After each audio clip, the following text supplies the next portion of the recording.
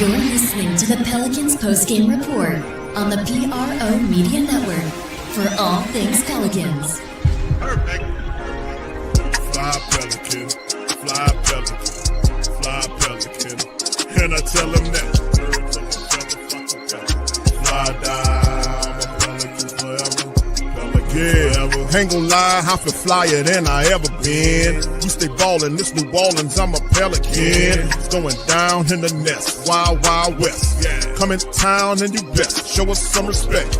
3-point threat, I better make it rain. If it's something, don't jump stupid like your ankle sprain. Always said, never hate the player, hate the game. Jumping where the dame late, punch a train.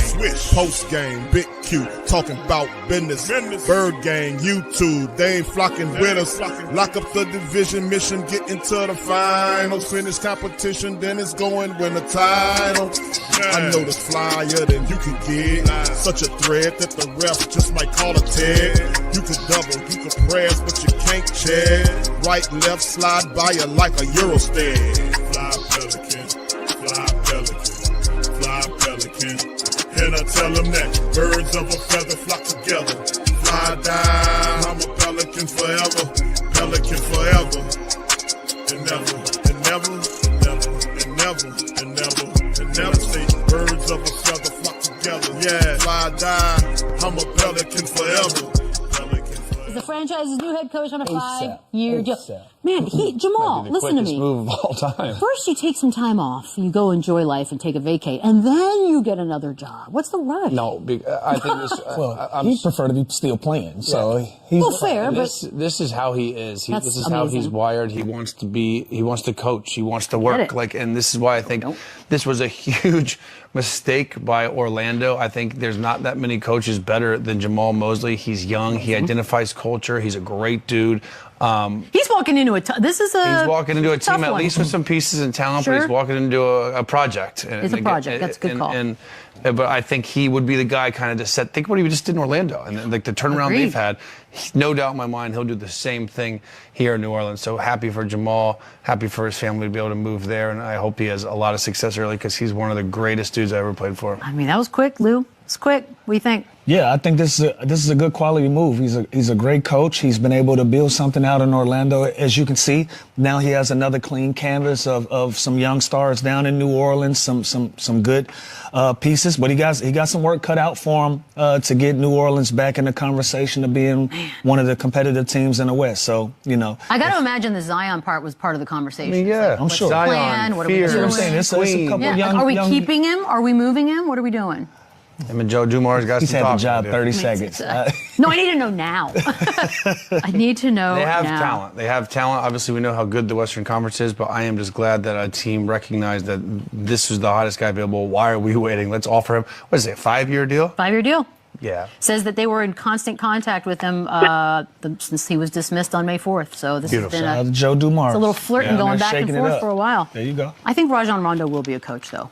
Doe will definitely get an opportunity, but Jamahl Mosley was the right choice at this point. And I'm sure Rondo will get an opportunity somewhere else. And even the pub that Rondo got, even being in the mix in this without coaching before, like this was a great look for him. And I think it kind of gives him the nod and an advantage, the next opening or next summer when it comes down to it. It's like For all things Pelicans, you're now tuned into the Pelican Postgame Report. Much love to the fam. Appreciate y'all for being in this one. On PPR, hit the like button.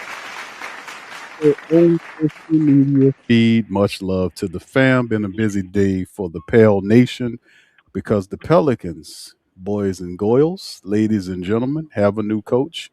It is Jamahl Mosley, the former Orlando Magic coach.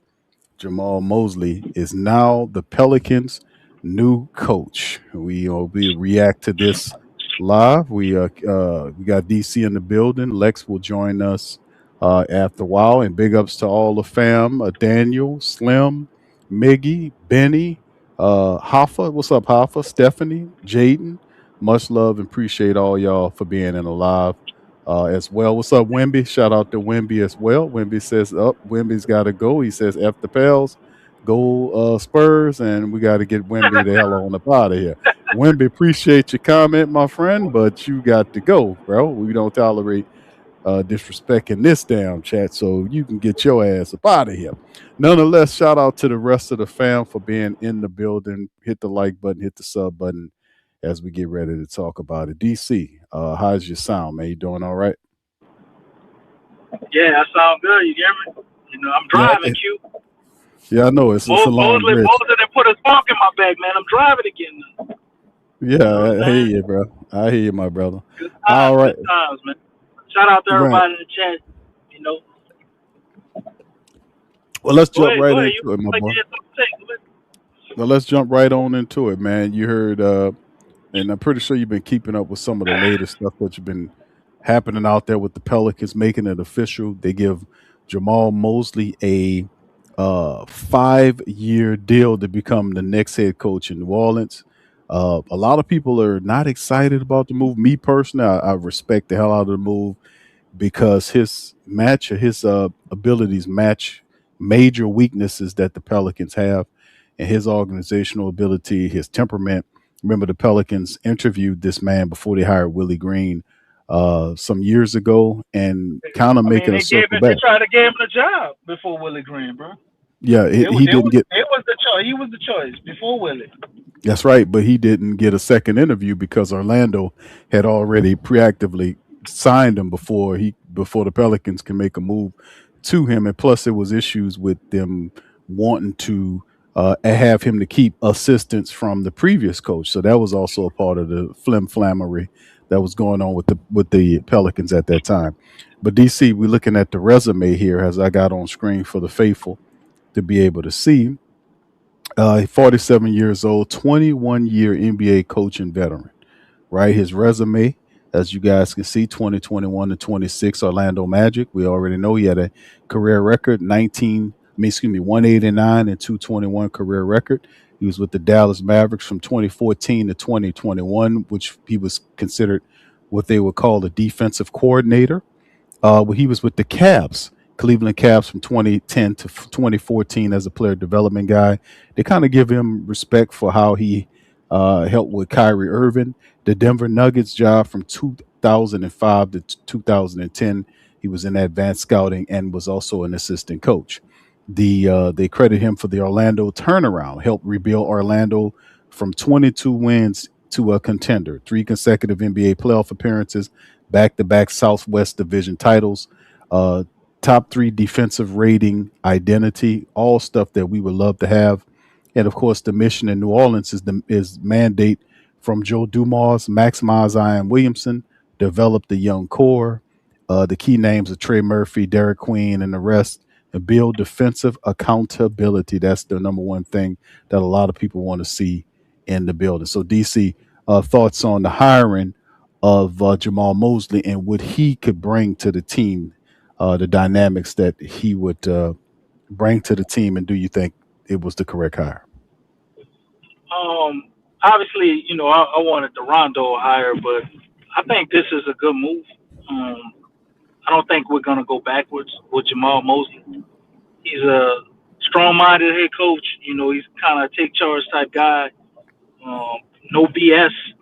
So I'm a love the fact we ain't gotta hear no more ass kissing and head patting in the press conferences. We It's ain't true. gonna hear the guys did all that's gone, man. He coming in here, he sets the standard. He's a disciplinarian type coach. Just no nonsense type guy, man. So I love that for the organization. I think we need that top to bottom, which is why we spoke highly of the hiring of Joe Dumars. It's a similar mindset or mentality, and you can see their handprints on this with the type of guy they picked. So, but the non-exciting thing to me, I think, is just defense isn't exciting, man. You do need defense to win, but along with the defense, you got to have the offense. So I'm really looking to see who fills out the staff, man, and maybe that can bring some excitement to me. Again, I think Mosley will come here and do an excellent job.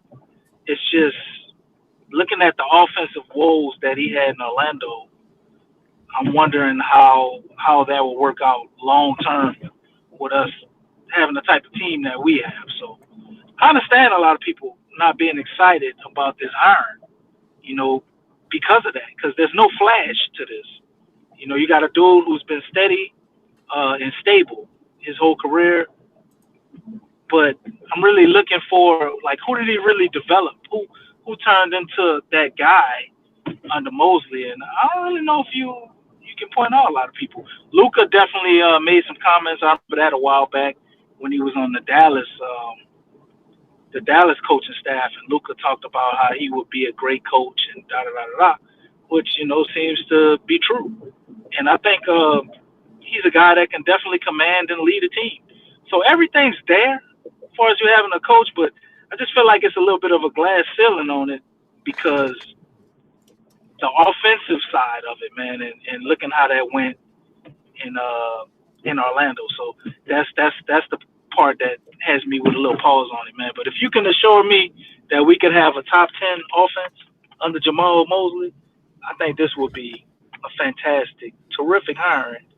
And what you could do with something like that, because you know what he's going to bring defensively, would just be tremendous.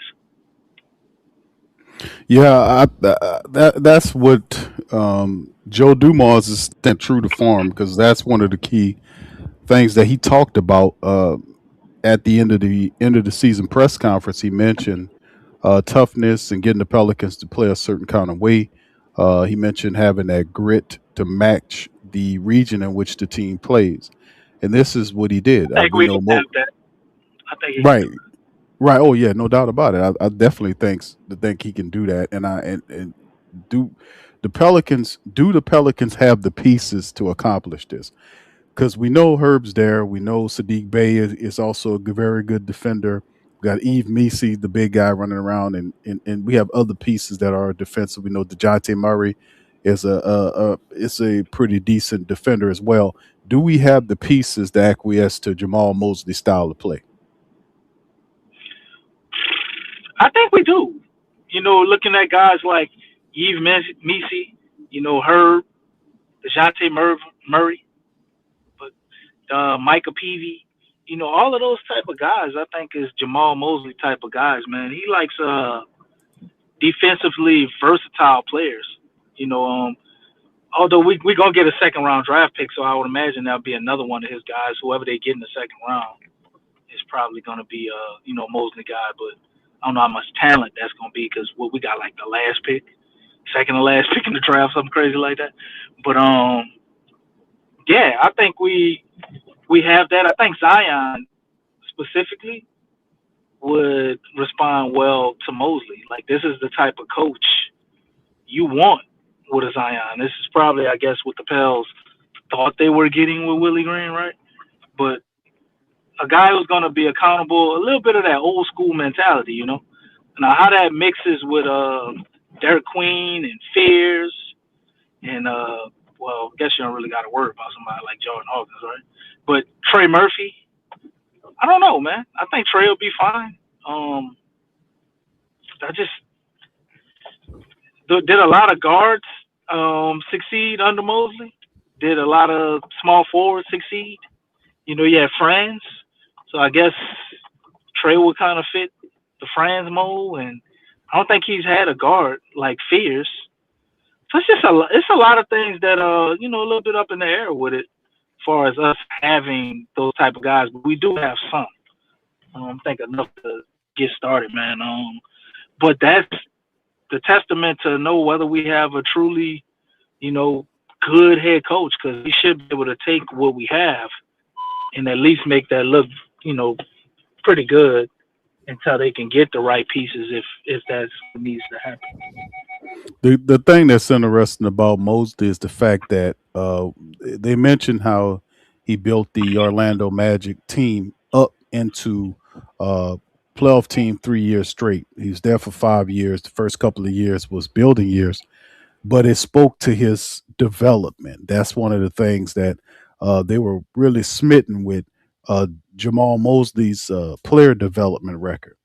how he was able to take players and have them to reach their potential and be able to self identify and be more and kind of latch onto his defensive identity. So like I said, Orlando was a man. That was they were just a mismatch parts here, just a failing team. And he made them respectable the last 3 years. Of course, he got fired because of the 3-1 collapse, but nonetheless, they were playing defense at a very high level.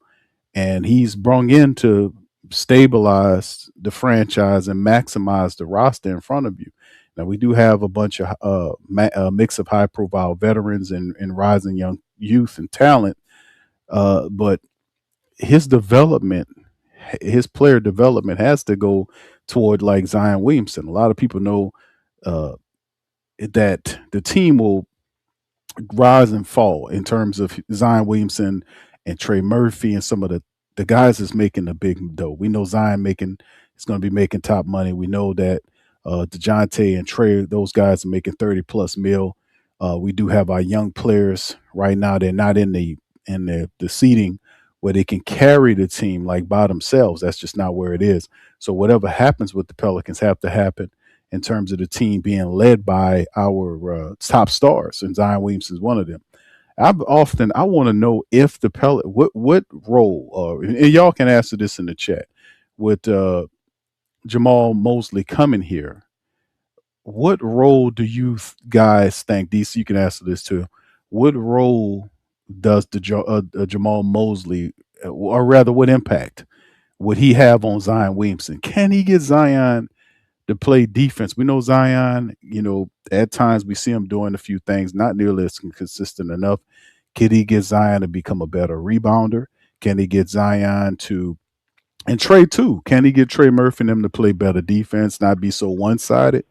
Can he get Zion to develop the mid range game we often talk about? Can we get him to build up that confidence and move and develop these guys like he developed some of these Orlando Magic players to have them to compete and contribute to making the playoffs? I think not so sure about Trey. How this impacts him. Like that's one I don't really have a good read.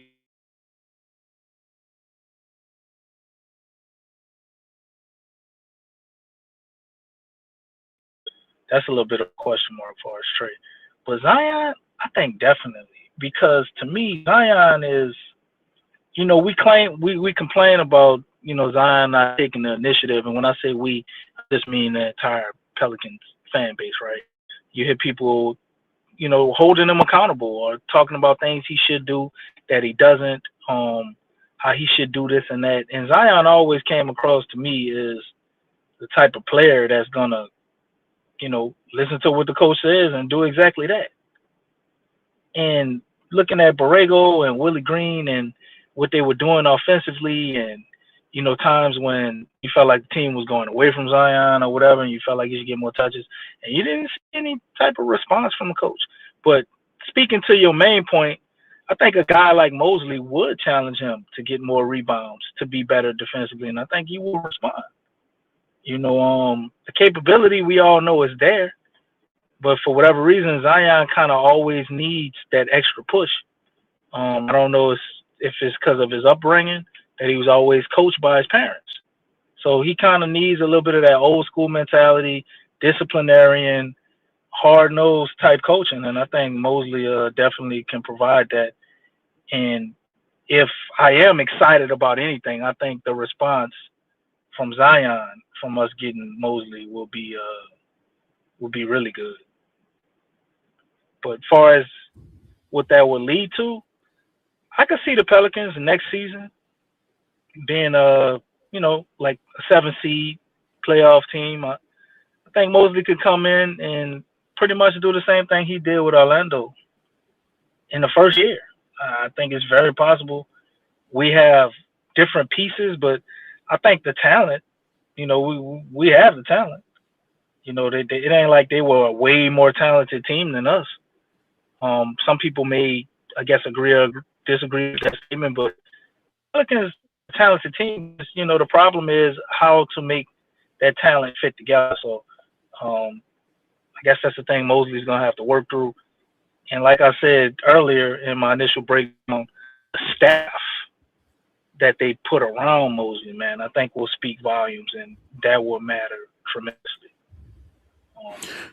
Who they hire around him, I think, will kind of determine level of you can expect out of this current regime moving forward, man. If they pull out all the stops and you know you got former head coaches and stuff like that and stuff, I will be tremendously excited.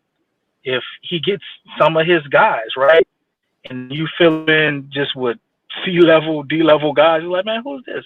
Who's that? Because not much excitement from me, but I think the expectation, no matter what, will still be Mosley to get us to the playoffs for sure.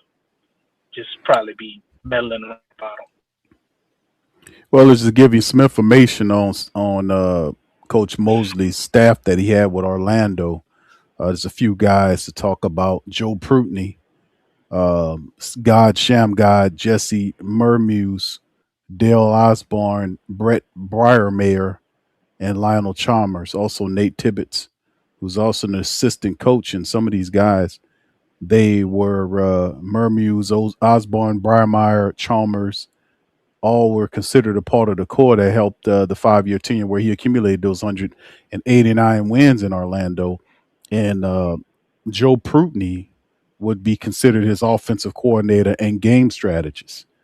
And like we said, he was fired on May the 4th. And a lot of these coaches that he had in Orlando, he's going to bring a bunch of them over with him. And Joe Prutney's probably going to be his offensive coordinator, his X and O guy offensively, structuring, veteran game management, that type of stuff. He was hired in July of 2025. Prutney brought in 27 years of NBA experience, 3 championship rings from the Spurs. He was brought in to modernize a stagnant half-court offense. Under his watch, Orlando saw some offensive boost following the high-profile trade for Desmond Bane. He proved to be a highly elite tactical addition, even if the team's postseason run was ultimately cut short. So they have a Joe Prutney who has a Spur background. Sham God, we know who Sham God is. He's a ball handling, elite player development guy. His specialty is guards. He deals with isolation mechanics, perimeter shot creation. Sham God is a pretty big figure in basketball culture. He was lured away from the Mavericks in 25 to take on a larger role with the Magic. He widely regarded as one of the best developmental coaches in the league, famous for sharpening the handles of stars like Luka Doncic. And in Orlando, his work with young the primary ball handlers noticeably tightened the team's overall perimeter execution. Then there's Jesse Mermuse, who's the offensive flow and rotation executor. His specialty is designing practice environments, fast break execution, high energy offensive sets. He served as the perimeter connector, as they call him, the connector coach, with a strong reputation among modern players. He was excellent in translating Mosley's demands into digestible drills for the young roster. He did his job so well that the Suns poached him to serve as a top ascendant under Jordan Knott. So there you go. And Brett Breyermeyer is the defensive schemes and film breakdown man. His specialties are opponent scouting, baseline defensive rotations, and pick and roll coverage. He was highly effective. And Mosley's right-hand man on the defensive side, he boasts an exceptional reputation across the league for meticulous film study. He was a massive reason why Orlando's defense suffocated opponents, consistently anchoring a unit that forced high turnover percentages and limited paint points. So, and then there are other guys like Osborne and Chalmers, who are core development type coaches, and their individual player accountability, shooting mechanics, and depth roster readiness. These two are structured cornerstones who stayed with Mosley throughout his 5 years. Their job was keeping bench players ready to perform at a moment's notice.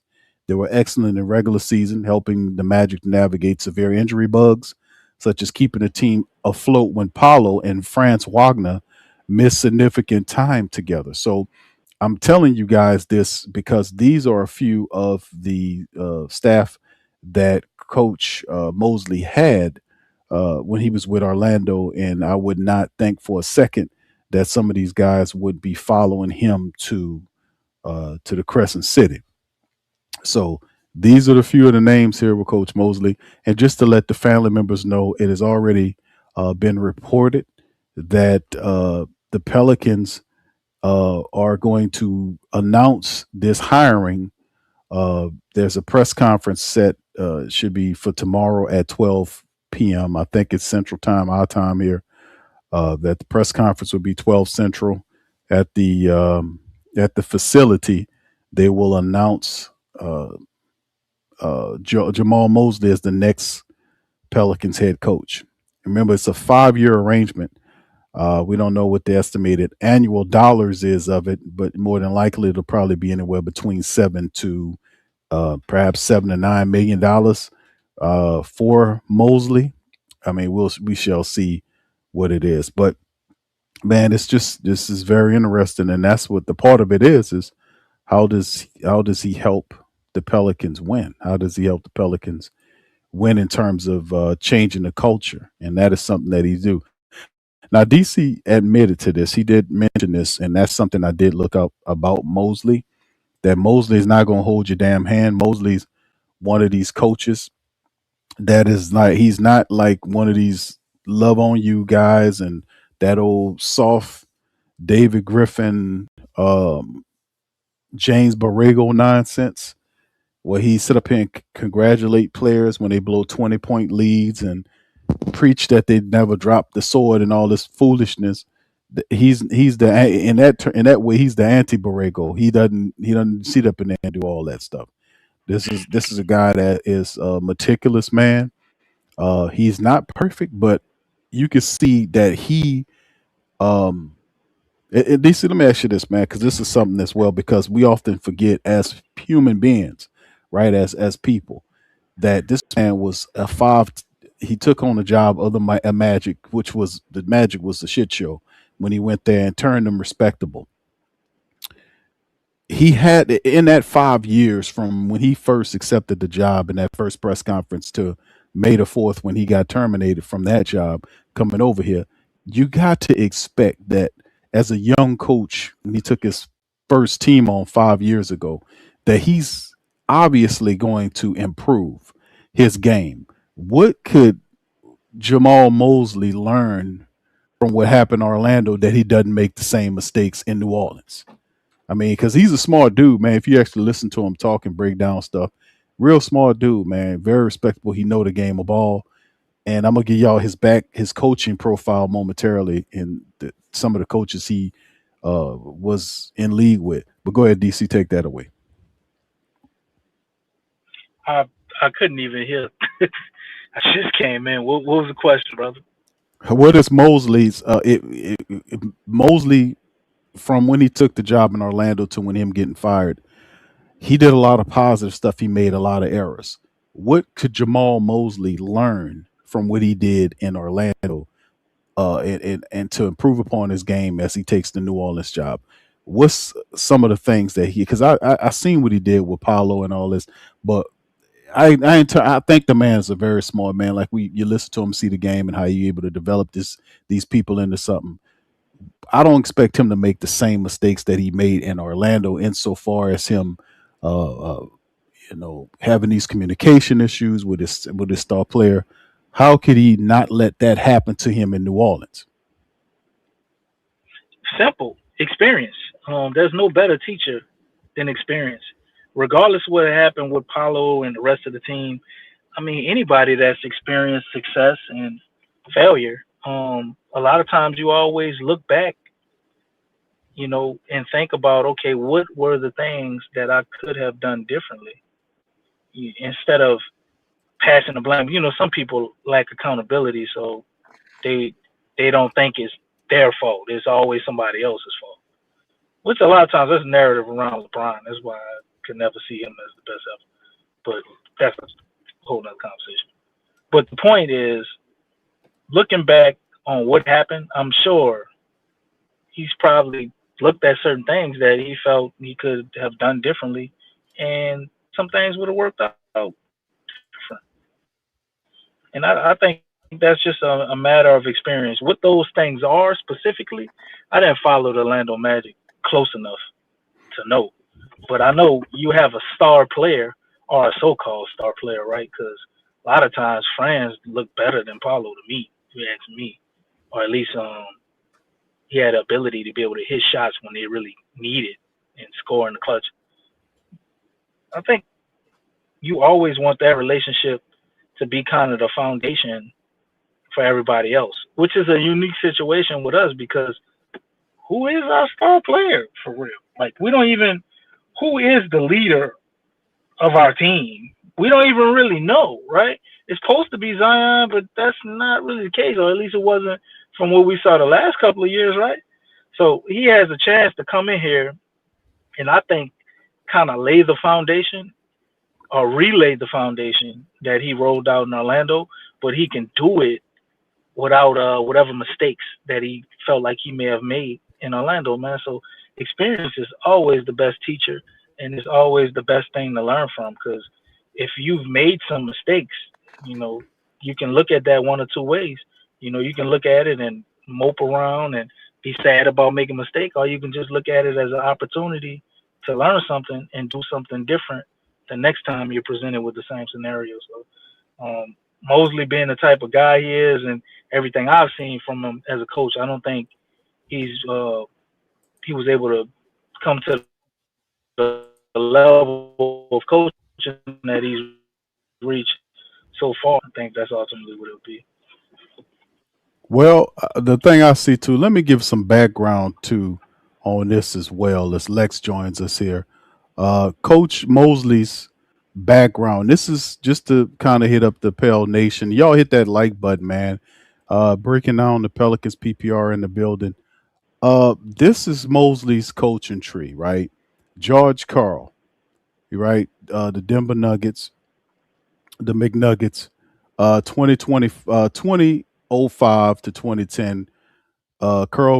George Karl gave Mosley his first NBA job in player development and advanced scouting before promoting him to an assistant coach. From Karl, Mosley learned how to foster offensive trust and allow players to play with pace and fluid read and react freedom.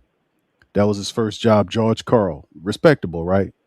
Then he had other mentors in Tim Gergerich with the Nuggets, the NBA assistant and player development guru who was a massive personal mentor. He challenged Mosley to take coaching seriously, instilling the relentless work ethic and player relationship mechanics Mosley is now famous for today, Tim Gergelich.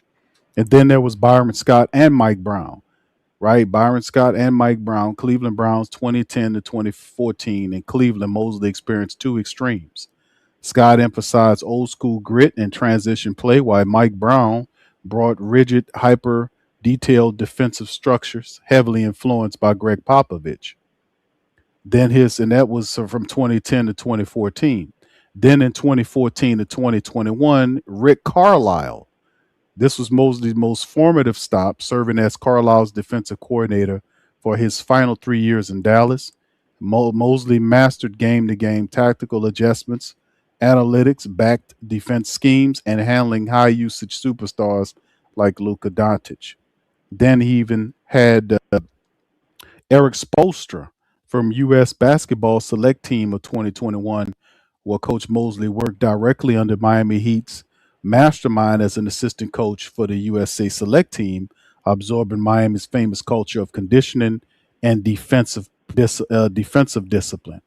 So there you go. Those are some pretty exciting names, or some pretty respectable names when you mention guys like Eric Spoelstra, Rick Carlisle, George Karl, and fellas like that. So you can see where he gets that defensive temperament from as a coach. So that's pretty interesting. Lex, welcome on in. How you doing? Can you hear Lex? Yes, I can. How y'all doing? Good. How you doing today? You feeling good about the Pelicans hire here? Great, Lex. What's up? Glad to have Hey, you back. see how you doing? I'm Um, all right, baby.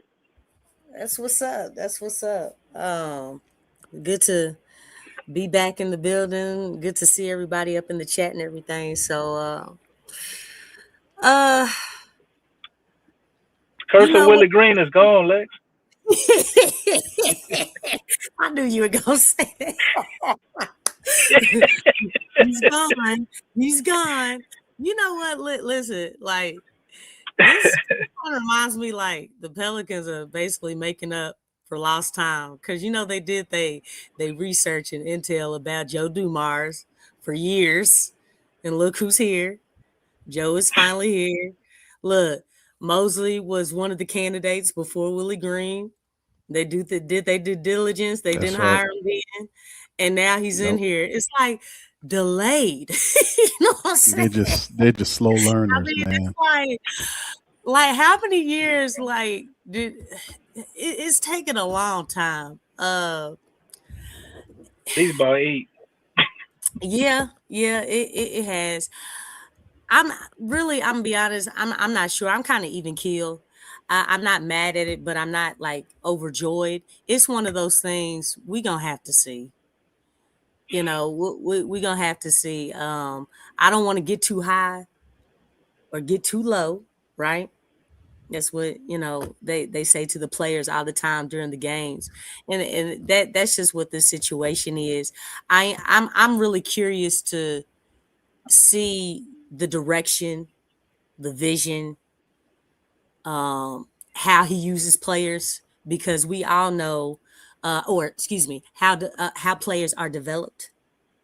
Hmm. I'm I'm really curious to see how he goes about doing that, because that's been the biggest issues with this whole situation. Um, so I definitely would like to, hear him out and just kind of see how he implements different things because you know, I mean, it's one of the how the Pelicans are.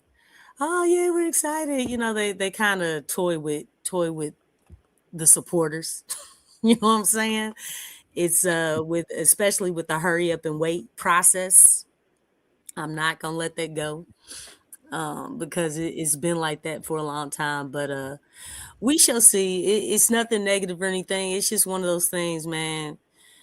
We want results, and not just any type of results. We want positive results. So, his reputation precedes him and everything. Uh, just want to see. I'm really interested to see it. I'm curious to see what he does. Yeah, and that's one of the things. You're right. The whole process to get here, boy, it was a around the world and then some. Boy, I mean, we started this past season off with Willie Green getting fired. What was it? 10 games into the season, we knew it was a mistake when they was doing it. Then ultimately, we suffered through a 26 win season with James Borrego at the helm, thinking he could turn some things around. He just turned into this super soft, ultra soft coach that just lacked major accountability. And now we get to this point where it's just we don't have time like this. Like you got players That's that true. have reached areas of their career where they really need to be showing out. And we talking about Trey. We know Trey can shoot the ball. Can he play defense? Because Lex, DC, you alluded to this. This guy is a defensive focused guy. Of course, he'll probably bring Coach Prutney, who's a Spur acolyte, into here as well to try to balance the offense and defense. But Lex, DC, this team, top players, the guy in the team is Zion and Trey. Now I asked DC this question. I'm gonna ask you this question, Lex. How does Jamahl Mosley, gritty defensive temperament, impacts Trey and Zion? Um, well, I think when Zion's dialed into defense, that makes him a strong two-way player. I mean, we've seen him play defense. I think it just sometimes in the past it's taken him a little time to get his legs under him. Mhm. But the way that he's been serious about approaching the off season, what he did this year, as far as really caring for his body, just everything, his health. I think this has been a strong turning point. He was available. I think that was the biggest thing. Like, hey, he was available. Now, in that availability, he was not used correctly, and that's a separate issue there. But I just feel like Zion plays defense. I am concerned about Trey Murphy. I'm concerned about his defense. It's really like you thought if you thought Zion's defense was kind of suspect, you know, yeah, Trey Murphy, he's really inconsistent. But I think if like this dude can develop, right? Or like I Yeah. said, I'm interested to see how he can develop because Mhm. that has been an issue. If he can help develop Trey Murphy on the defensive end, make Zion stronger on the defensive end, because obviously there's always room for improvement.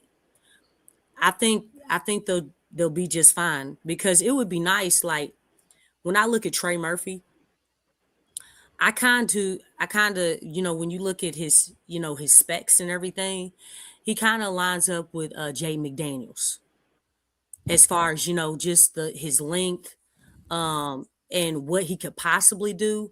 But I feel like obviously, Jay McDaniels, he's a strong two-way player.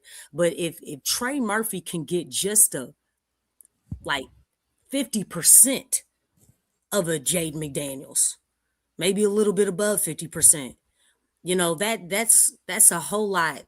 That's a whole lot better than like nothing. So, they both have a shot. I think give or take, Trey Murphy's shot is probably just a little bit better. But as far as that two-way, he's a strong two-way player, and Trey Murphy needs to get at least halfway to where he is. I think that's a nice like measuring stick. So Yeah, that's interesting because I kind of liken his game to more like what's the kid from Brooklyn who was with Denver. What was his name? Him and Trey about the same height. What was it? They trade. Y'all help me out in the chat. I'm drawing blanks on him. He was with the Nuggets. They won a championship with him. Then they You shipped him. talking about Michael Porter Jr., brother? Yeah, there you go, Porter Jr. I was yeah, kind of looking at that. If anything, I was kind of he's likening probably him to stronger that. than him more so than Jaden though. Yeah. I So don't I know, mean, man. I think Michael Porter Jr. has better. He's got better self creation than Trey. It's not like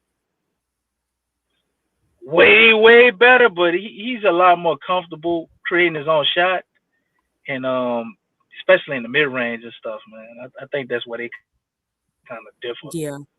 But it's a good comparison, though. They both tough.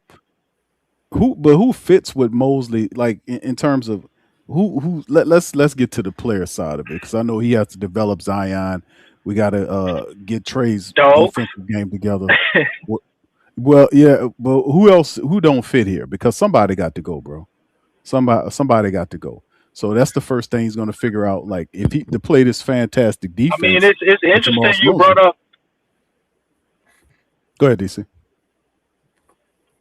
No, I was just saying it's interesting you brought up Trey, because I put it as a question mark. I don't know if he fit. I would like Trey to fit for what he does, but it's like, man, Jamahl Mosley's gonna want everybody to be two-way guys, right? And Lex just pointed out the big deficiency we've always seen in Trey, right? His defense has always been a problem. That's part of the reason why Willie Green held him back for so long, right? He would be a kind of a guy I think of that doesn't fit,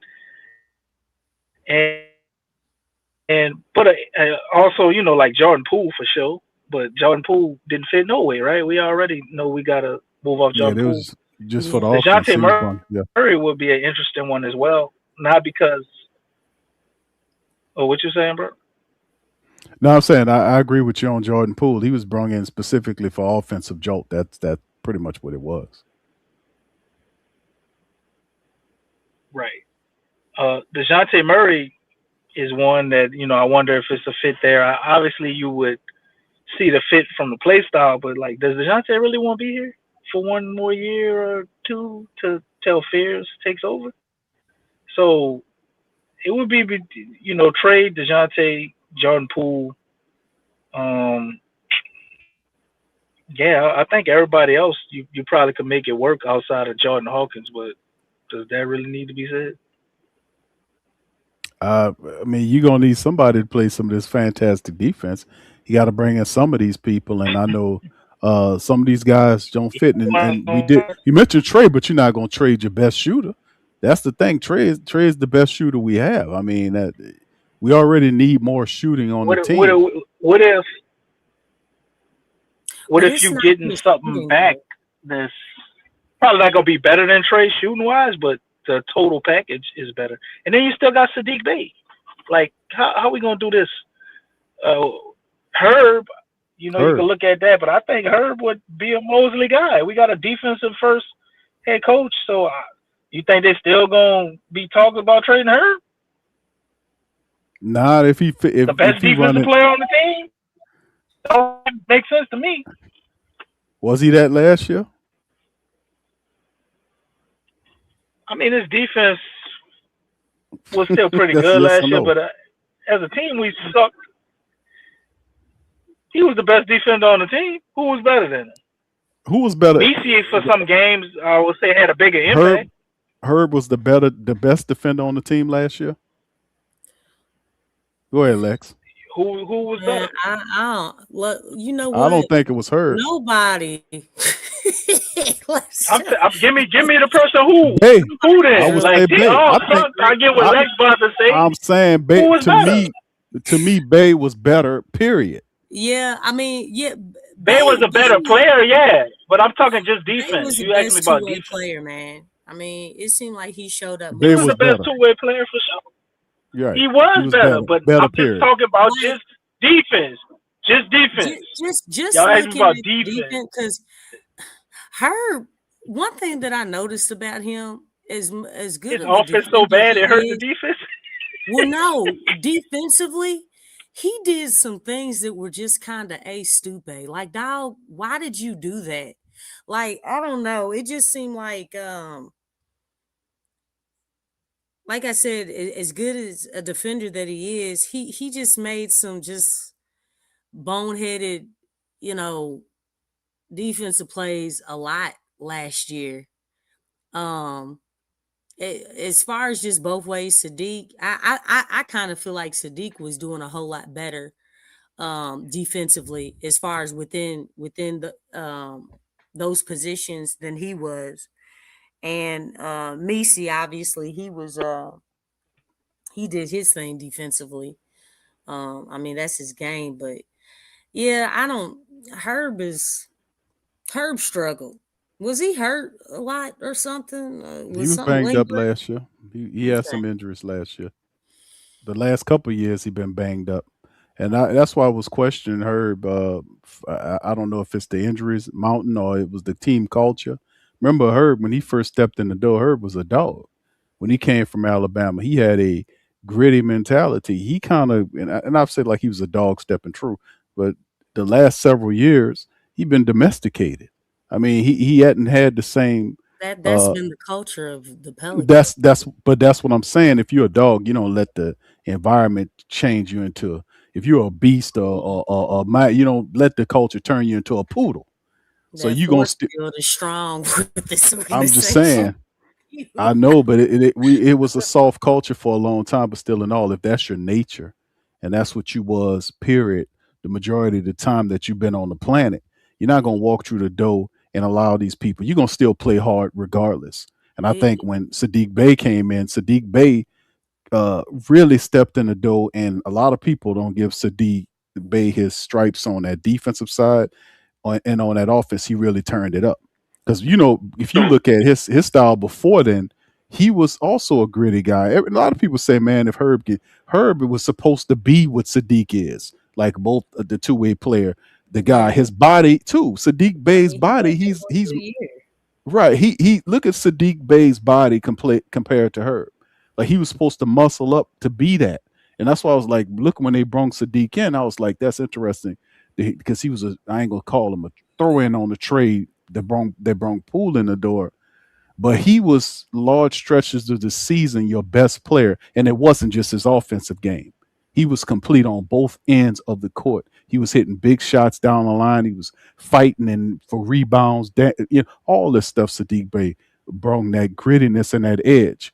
And he didn't let that terrible, soft, bitch ass culture of the Pelicans that David Griffin installed turn him into some poodle.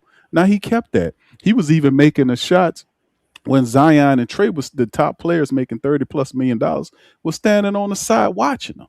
They were ball watching him make the shots. So I know he turned it up to the point where he gonna get that extension. Bey ain't going nowhere. He done made himself, in my opinion, more valuable than what Herb is currently. Now Herb might be able to turn that around. I agree. But y'all know. But go ahead, Lex. Go ahead. And who drafted Sadiq Bey? Weaver, wasn't it Weaver? Did Weaver draft him? No, I'm talking about what team was he? Was he drafted by Detroit? Yes. Okay, and who were Herb and Trey? Who were they drafted by? Who Herb and Trey was drafted? Oh, that's I'm trying to see something. You know what I'm saying?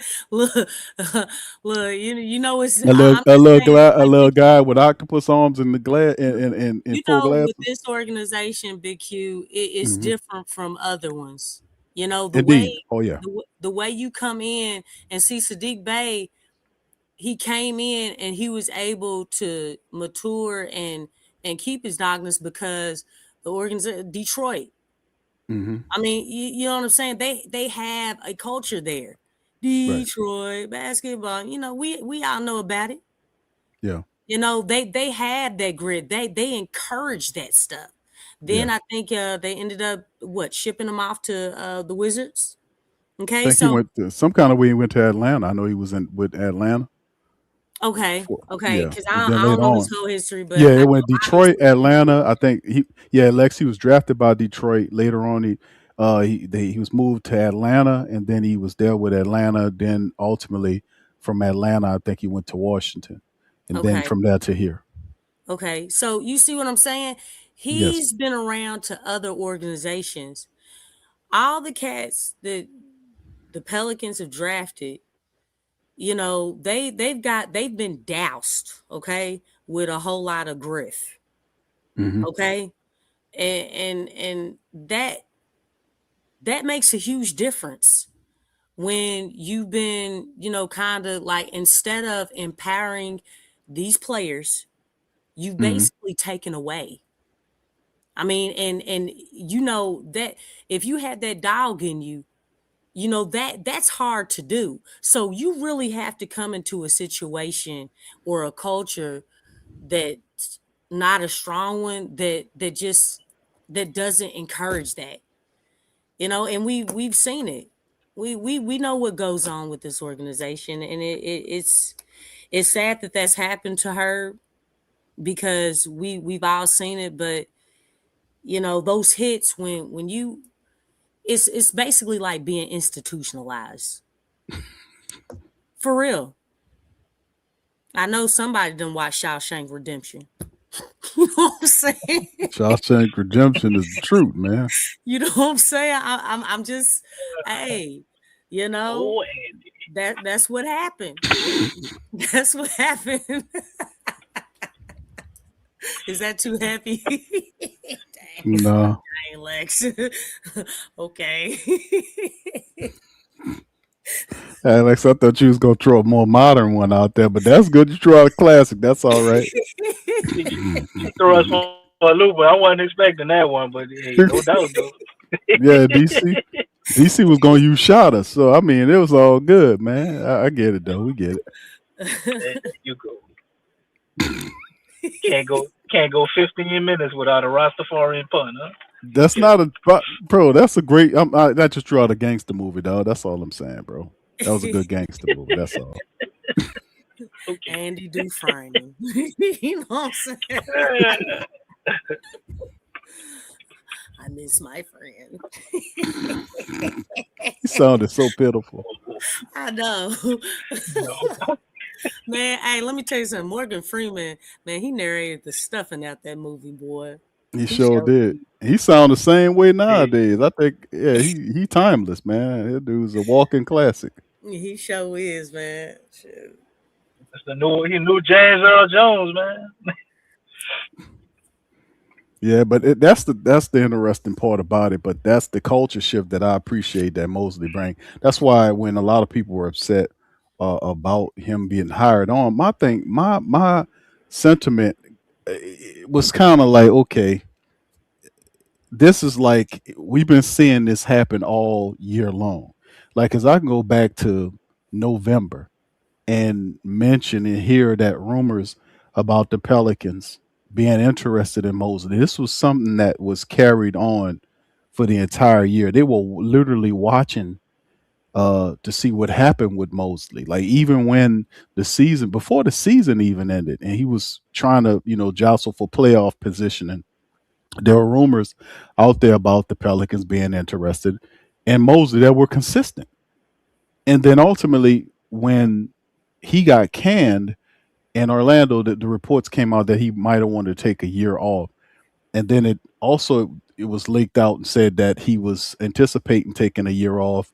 The Pelicans went up there and met with him and kind of wanted to see where his mind and his spirit was after getting fired after he blew that 3-1 lead in the playoffs. But man, it's very interesting how things are, because I know that the faithful would take that in a heartbeat. I mean, this team, what? 3 straight playoff appearances? What? That's the floor, that we standing on right now. It's like, man, we would, we not there. We had 26 wins the last 7 years since Anthony Davis left. When we had that whole Anthony Davis conversation, it was really weird, y'all, because I started thinking, I was like, damn, it's been 7 some odd years since AD left. We compiled all those picks. Remember all that? Oh, we planning for the future. We're gonna go from here to there. And then 7 years later, the Pelicans are a 26 win team. And it's just insane. Like, all of the coaches, you start breaking it down. Jamahl Mosley will be Zion's 5th coach? Yeah. Mm-hmm. His 5th coach. Dejounte Murray, since Dejounte Murray stepped in the door, Dejounte Murray has had 3 coaches. Just Murray. Just Murray. It's a lack of stability. Stepping in the door, stability. And that's crazy. But I'm saying, 7 years since Andy, we got a treasure trove of different draft picks and assets that we watch other teams use to build themselves. OKC right in the Western Conference. Now they won the championship last year. The Spurs are competing at a high level. The Spurs was a team that was a bottom dweller a couple years ago. Look how they made the bounce. Big Q, OKC, and the T-Wolves. They all started their rebuild around the same time. Look where they are. Competing, man. Yeah, they are. Competing. And that's how you know something's wrong. But and I think the Spurs started their rebuild like a year or 2 after the Pelicans, and look where they are. It's crazy, man, to see how all this. That's the crazy part about it. So when Mosley steps in the door, we knew, like, damn, these guys they were watching him the whole time. But I do give the Pelicans credit for this. It's not a hire where it's a family hire like it would have been if they hired Darvin Ham. If you really would have seen some tickets drop, that's what I'm saying. It wasn't a hire where what's with Kevin Ollie, Darvin Ham. It wasn't a somebody that they knew that it's a buddy hire. This guy's outside of the circle. He fits what Joe Dumars wants. We know that he doesn't have the hardware that we wanted the coach to be. Like, go talk to Tibbs, go talk to Coach Bud, go talk to these guys. Pelicans played it cheap, but they played it cheap. But I'm saying at the end of the day that it could work. Now we have to see what his staff is. Who his assistants are. I mean, it'll be cool if he did bring a Rondo on, but I don't know what kind of pipeline he got to Rondo. Like if they cool like that, or he just gonna work with Prutney, his buddy that he been working with the 4 or 5 years. So his staff coming in, that'll be interesting. But man, they stumped the Pelicans, Lex. The Jamahl Mosley's record against the Pelicans, they were 8-1. Just against the Pelicans. So I mean, we couldn't beat the dude. We couldn't do nothing with his team because they were long, they ran, they played defense, they turned you over, and they just had more intelligence than us during those periods of time. So where they ended up is, we would take that in a heartbeat to have 3 straight playoff appearances and have some level of consistency in the city of New Orleans playoff basketball, man, to get our people to play on a higher level. Go ahead, Lex. I'm sorry, you got it. Oh no, you good. Now I just wanted to add on to that. Like, it makes a huge difference when a team has a strong identity. Mm-hmm. They know who they are, and everybody knows their role, compared to someone where the offense is not sustainable. Mm-hmm. It's not consistent. You have holes within, both ends of the floor. The identity shaky, but that helps to contribute to him, beating the brakes off the Pelicans. I mean, you don't have a chance. You're not even giving yourself a chance because those things are very unclear and they're inconsistent.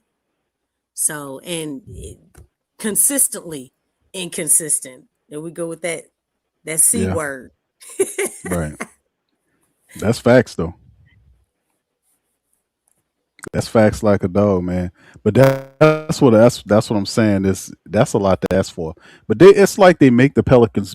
I heard some of the national whatever. I mean the big legacy media pundits talk about the Pelicans. Like the Pelicans just don't have any talent, and they're similar to the team that Mosley took on when he was with the first year when he was in his rebuild. I'm like, man, no, these people don't know what they're talking about. The Pelicans are not that team. They're not a team devoid of talent. They're not a team missing this. This team, they have, man, listen, we have a lot of talented players on this team. The problem with the Pelicans, in my estimation, is, y'all tell me if y'all agree with me, is the fact that the Pelicans had no legitimate system.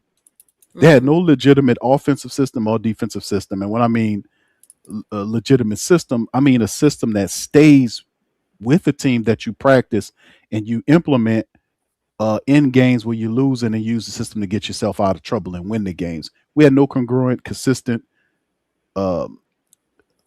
trustworthy system installed for the Pelicans all this years. I mean, you had guys out there just in some cases playing ISO ball. You had guys out there doing street ball. You had guys just out there not circulating and playing through their best players. I say again, Lex? Who was doing the street ball? Just whoever had the ball. You have Herb bringing the ball up. I saw that. I've seen many times. I've seen well, not that. We could have used a little bit of street ball. Huh? No, that's what we get. Look, when I mean street ball, I'm talking about people just. I'm seeing people not utilizing any type of system at all. Just guys jacking the ball up. Like, we had times. Y'all tell me if y'all remember the times where Trey Murphy would bring the ball up. He'll bring the ball up. A guy would challenge Trey. Trey would get into this dribble mode, and then next thing you know, Trey hoisting up a shot 6 to 8 feet from behind the 3-point line. It's just a lot of inconsistent basketball. And then the coach will look at that and be like, yeah, that's okay. Yeah, he can do that without even facilitating or passing the ball around for it. It just wasn't a real system that we was practicing it. It wasn't similar like you will watch San Antonio or somebody else. These guys will circulate the ball for a better shot. They would line up and they would get a rebounder would get in position to get an offensive rebound for a stick back. Guys wasn't just out there shooting the ball haphazardly and not passing the ball or playing through their best players. The Pelicans didn't do that. We seen second and third-dairy players shooting while the first dairy players like Zion and Trey were watching them. They wouldn't pass him the ball in some cases.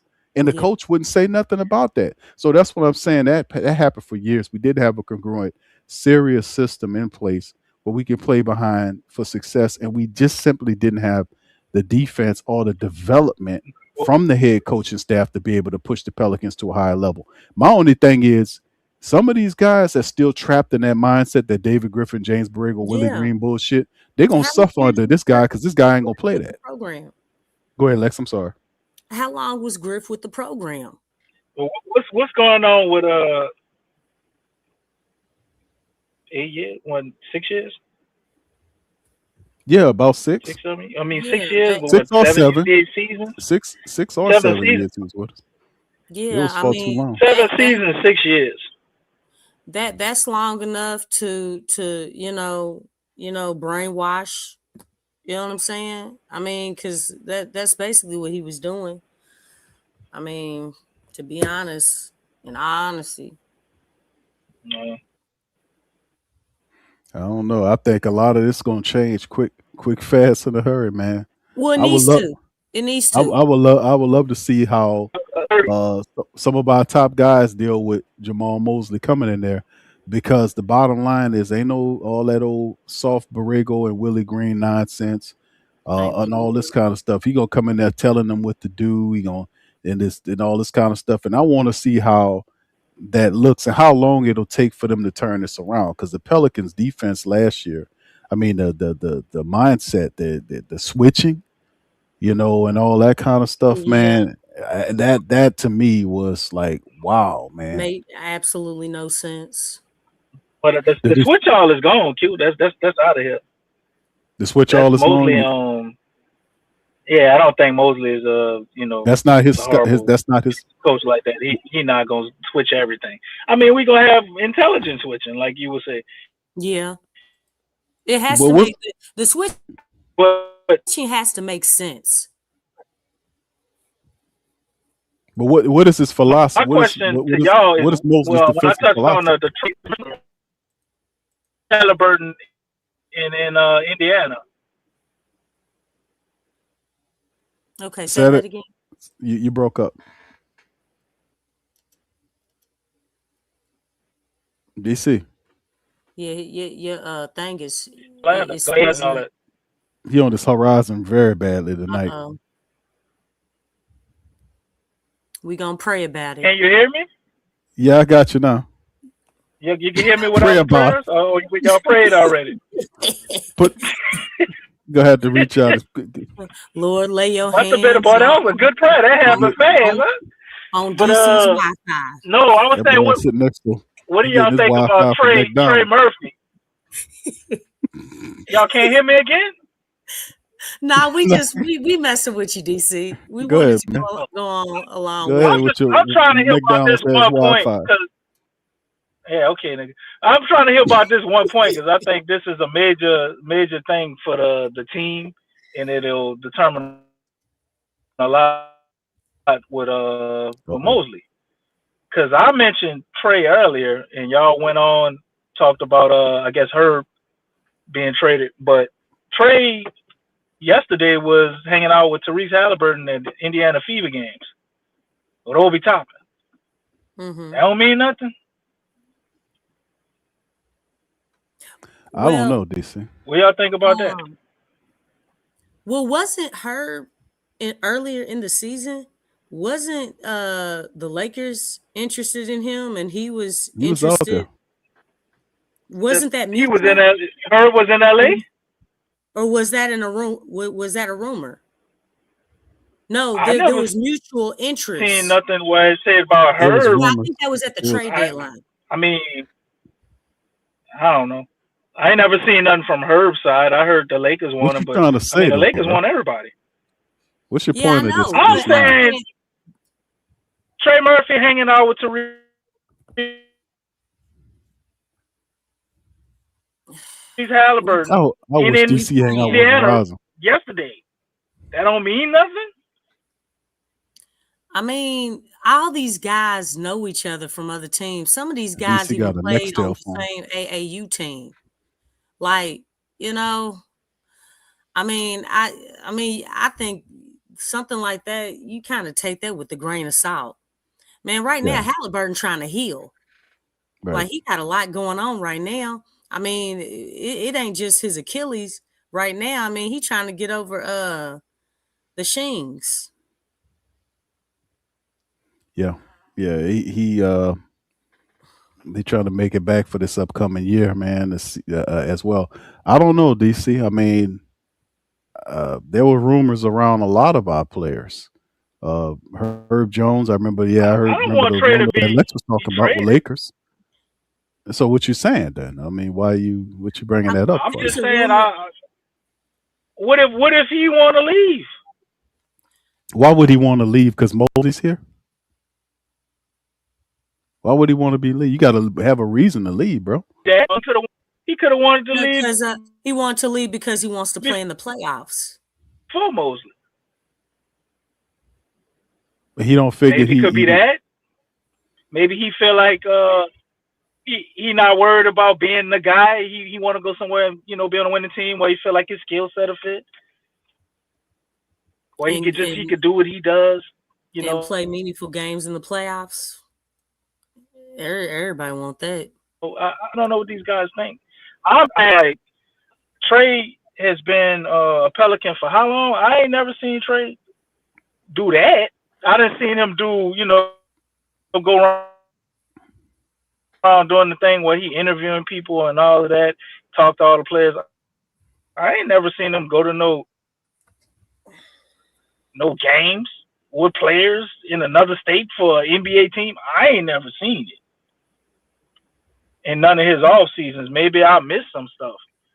That's why I'm asking y'all what y'all think, because to me, it maybe it's nothing.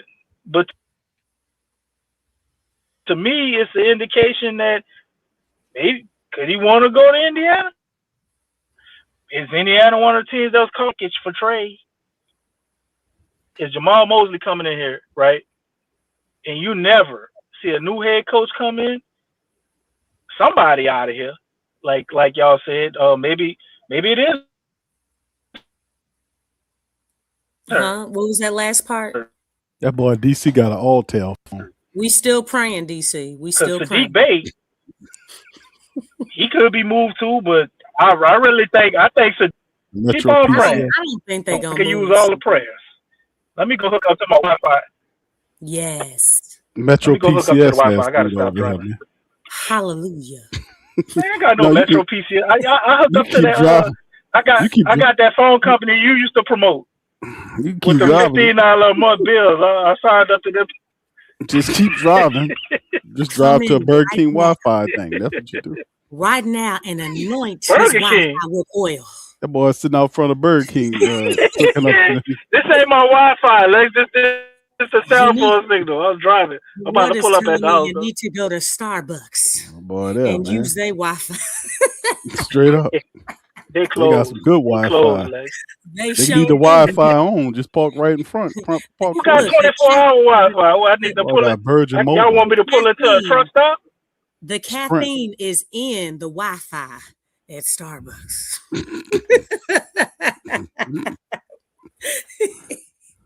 That dude DC. Boy, I tell you.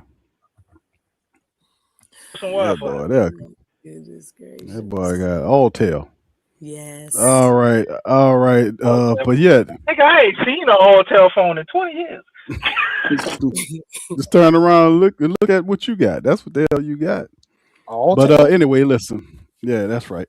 Anyway, this is the point where I'm saying the next move is I want to see how the team. I think the Pelicans. Let's talk. Let's kind of look in our crystal balls for a second. And where do we see the Pelicans come playoff time? Right? Is this a playoffs? But do we have with Jamahl Mosley? Let's say he gets in there, he implements what he has. He's true to form, brings a staff, assembles the staff that a competent staff that he's familiar with. Do the Pelicans make it to the playoffs this year? Not to the plan. We ain't talking about the stupid plan. We're talking about get into the playoffs. What do you guys think about that? I just know that they need to. I mean, as supporters, like, because last season was not supposed to be the way we saw that coming. If they kept Willie Green, they kept him too long, and then you dug yourself into a hole like you did. I didn't want to see a rollover of the year before, and I'm pretty sure nobody else did either. But at this point, it's like, dog, y'all need to get into the playoffs, not the play-in, like you said, Big Q. You need to. Mhm. Now, if Right. that's gonna happen, it's all about them being proactive. How aggressive are they gonna be? Because I think Joe, now that I'm sitting and looking back, I think he wanted to see and kind of understand what he was dealing with throughout this whole year. So basically, it was kind of like a dump year. It was, it was kind of like a review year on who needed to stay and who needed to go. Obviously, because the hurry up and wait has been at an all-time high with this organization. I really was against that, but I understand it. But it's like, dude, nobody wants to hurry up and wait for this team. Y'all need to do something. Convincingly get into the playoffs. So I think they'll be proactive. They're gonna move some pieces around. Hopefully, they can get it done. I know that usually the process isn't easy because a lot of the teams that you're going up against in the West are already strongly established. Like Mhm. Spurs are not going anywhere. OKC is not going anywhere. T-Wolves are not going anywhere. Denver, they may make a few changes, but as long as they keep Jokic, like they're gonna be fine. Lakers probably gonna be in the thick of things. You know what's crazy? And I just thought about this. Man, Portland made huge steps. The Portland Trailblazers made huge steps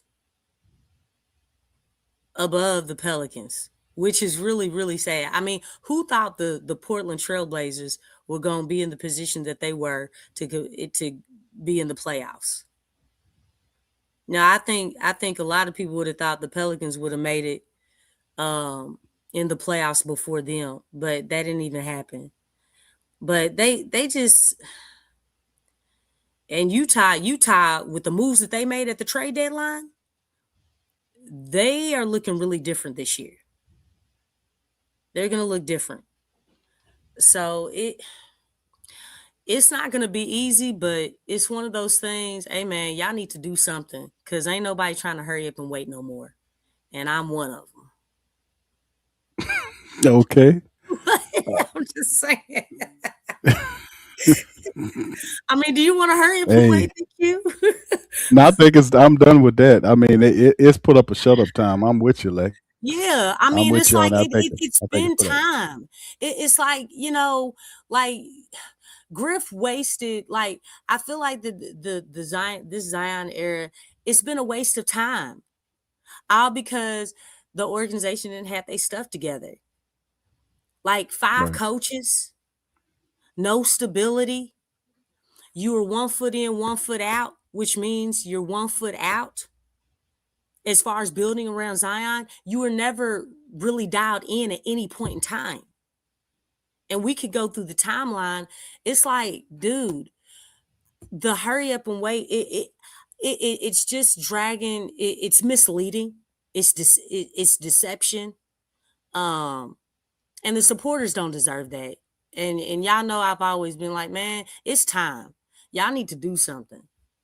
Get into playoffs. It's not like, well, like you said, the play-in. Nah, bump that.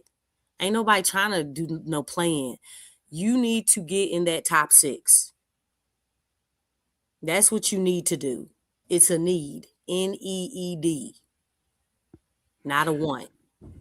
Yeah, it's definitely a little pressure on the Pelicans. Jamahl Mosley taking over the team only because this is not a developmental team. Like insofar as like you got a bunch of young players that require us to be patient for.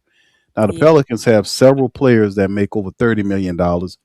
They have a supposed star and a shooter with a star that was supposed to bring in to help him move the team to the next level. It's a very unique situation that Mosley's in because he actually has potentially to leave a team. And Orlando Magic have a lot of talent. Ultimately, they move pieces around asset. They bring in Bain and all this other stuff, and to work with Paulo. Pelicans have a team that's ready. They have the players in hand. They just need a proper system, a coach that'll hold them accountable to win. And I think it won't be quite And develop. You're right. I don't think it'll be quite the job that people are making. It's a project. No, it's not a project. It's not none of this type of stuff. You just need a good coach with a competent system that has accountability that can make these people do what they're supposed to do. And if they don't, move guys out, move guys in, whatever you got to do. But they have a deep team. Like a great majority of the players are still under contract. Of course, we'll see what we can do about moving guys like Jordan Poole out. But like I was saying, Poole's season was on the downside. But if you had a competent coach that knew how to use the guy, I mean, we could have probably seen something a lot better than what we seen last. Like these guys, these coaches that we had over the last couple of years, these guys they're not good coaches. These guys didn't know what they were doing. They didn't have a respectable systems. They got out coached in many of these guys and in many of these games. And Jamahl Mosley know it because he was out coaching their ass, running circles around them. So, I mean, the IQ was low in terms of the defense. They couldn't even teach them to communicate. We just had some bullshit coaching going on. So I'm saying if we have a competent, good coach with a system that's serious about winning basketball, I think they'll flourish and they'll flourish fast. I'm just being honest about it. I don't see the Pelicans as a bottom feeding team. I don't see them as a team that has a bunch of young people that need time to develop and all this kind of stuff. We already have the team. And then we actually, if you look at your roster, we actually have a good depth, a good bench to go along with them. Like I said, it's just looking at the Pelicans and doing PPR for all these years, fam. They did assemble the talent. They just did not do a well enough job in developing. Like Trey Murphy can shoot the hell out of the ball, but his defense is suspect. Zion Williamson can beat your ass up in the paint, but he don't have a mid-range shot. You see what I'm saying? I mean, it's just weird. Like they have a super skill that they're really good at and no fallback. Like, what if I don't let you get to the hoop, Zion? What you gonna do? Break your damn shoulder trying to climb over three guys? What you gonna do? Zion Trey Murphy put out a video. Position too. Go ahead, DC. Zion put out a video with his trainer where all he doing is shooting. The whole video is just dribbling and shooting. Oh, miss me. There we go again with that. Miss me with all that. Miss me with all that, DC, because he always say he gonna get out of his comfort zone. I mean, Zion. After 8 years, Zion can shoot though. He's always been able to shoot. He just don't ever take the shots. Well, I think it's also been the system. If you think about it, a lot of the guys on the team have been playing out of position. Zion, especially. You say, come on, Lex. You can't give him an out for not taking any shots, though. No, I agree. Maybe he can't take as many. You must have walked in the Burger King. He don't take any. Well, I won't say any. I mean, it's very, very far few in between. But I'm in my house. Talking about Burger King. Huh? What? You see, his Wi-Fi is better. Lex. I'm in my house, man. What you talking McDonald's. About, he actually I'm walked up in my McDonald's. house. Crazy. Oh my bad. You didn't have to. Okay, I was about to say, but yeah, that's great. I'm happy for you. Look at you, DC. Okay. Yeah, you got Wi-Fi. A Burger King. A bad thing. Ain't got voice stream. The only reason my phone ain't work right now, you don't want to turn me on to the people I got that bad service from. Edge Wireless. That phone company you was promoting, yeah, I went got it, man. Look at me. That boy has singular wireless. Your hair looks nice, DC. Air touch. Thank you, Lex. A nice way to change the subject. So back to what we were talking about.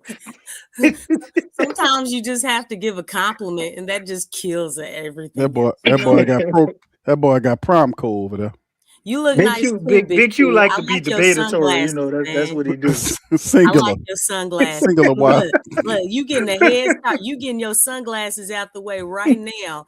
because right now it's a loss because the Pelicans ain't in the playoffs or nothing. Look at Lex being all diplomatic. So when the season comes around, you can take the sunglasses off. Yeah, I know. That's a good one. That's a good one. I think we go. Yeah. I actually think we. And this, I'm gonna be real. Like I said, I think Mosley, he ain't a flashy hire. You said that right, DC. I gotta agree with you on that point. That he's not a flashy hire. A lot of people wanted Rondo because they know how smart he is. But the Pelicans didn't need an experience, and that's why I was trying to tell the family members. Like I like Rondo, family. I like Rondo. If you make Rondo the coach, then he'd have to build a really experienced staff around him. Right. And my thing was, I think this is not the right fit for Rondo insofar as him being a head coach for the first time, because there'll be a pressure on the coach to win right away because of the assets that's currently on the team.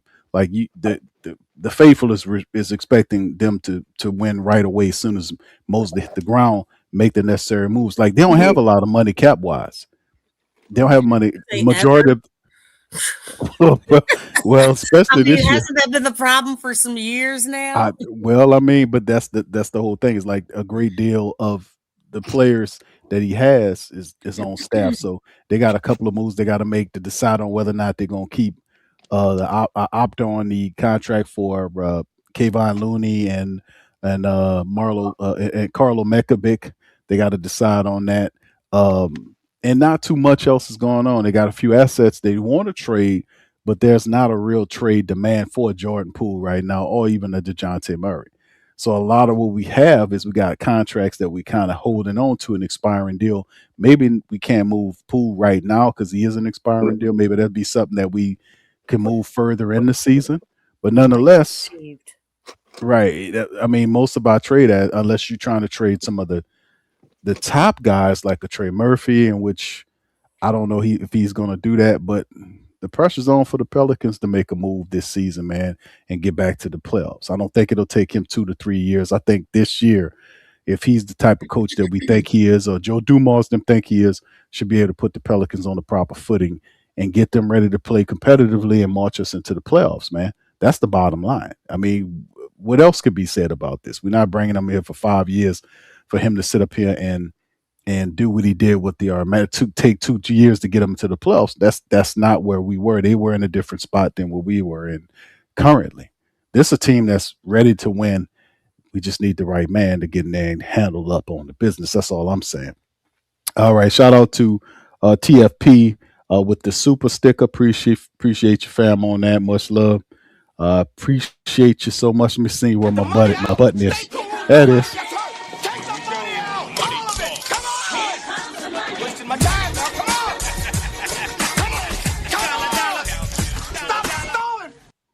All right, appreciate it, my brother, for that as well. Lex DC, what do y'all guys want to add to that before we get ready to leave the stream? Any last commentary from you guys?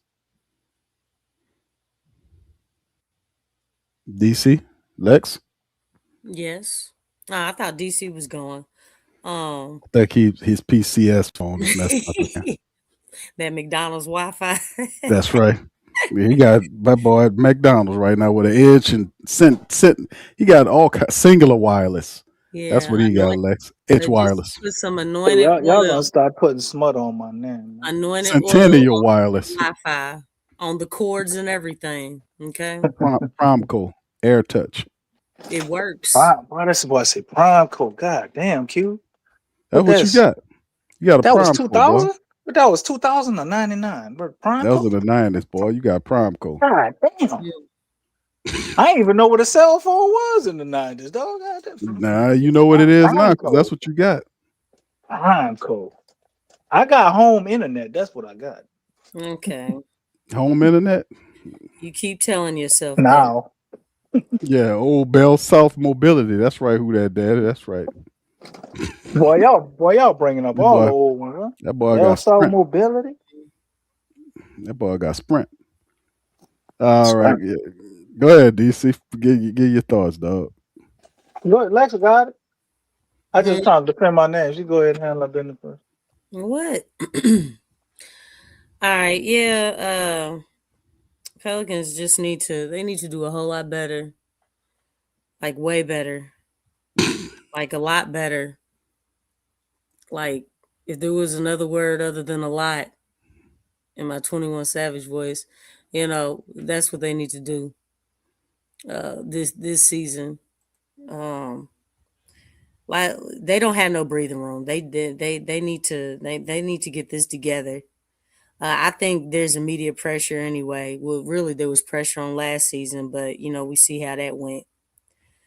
But yeah,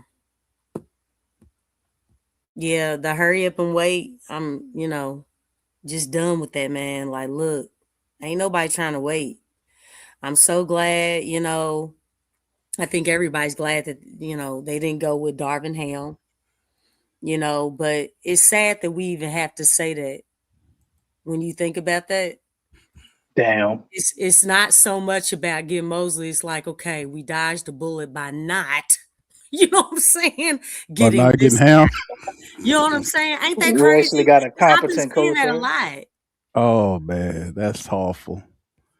That's so true though, Lex. Yeah, because that's how people have been talking. Like, we feel good because we at least it ain't Ham. And it's like, it's not really so much about Mosley. It's more deflected that, okay, y'all didn't fumble. Like, okay, you didn't get Rondo, which a lot of people were saying, hey, Rondo. But you didn't get Darvin Ham. It's like, it's just, it's weird how that's all like coming together. Because, I mean, that just goes to show you right there how bad the situation has been. You know what I'm saying? Like, y'all don't mess up. Please don't mess up. Y'all taking 2 weeks to hire a coach? The draft is coming up at next month. Don't mess this thing up. Now you got Mosley up in here. Everybody's like, well, at least they didn't get this guy. Because Big Q, you actually said in one of the streams that with Mosley, we know what we're gonna get out of him. Mm-hmm. I remember when you were talking about that, and that's kind of the reason why I said I was even keel. Like I don't really have at the moment. I really don't have any thoughts about this move because we know what we're gonna get out of him because of what we've seen from Orlando. And then you talked about how, they were up 3-1 and just fumbled 3 games in a row. Mm-hmm. Obviously, I guess for the Pelicans, that's actually like a plus for them, but the Pelicans need to be in a situation where it's like, look, it's totally ascending. It doesn't need to be like, that, I don't know what it's called, but how the heartbeat, the monitor that monitors your heartbeat and everything, it goes up and down. Mm-hmm. We ain't trying to do all that. We're trying to just ascend upward and not have any type of drop off. And I think that's kind of like, there's kind of like a desperation, like a sense of urgency. Like, hey, there's no time to wait on this stuff. Like, we're ready to ascend. We don't want to wait. We don't want to go through no type of journey. We've been through the journey. And I know this stuff takes time, but it's already been, 7, 8 years? I know. What I'm saying? Like, that's why it's like a pressure on. How much more time do you want us to wait? You know what I'm saying? Like, look, we ain't getting no younger. We might as well do that. Look, let's ascend.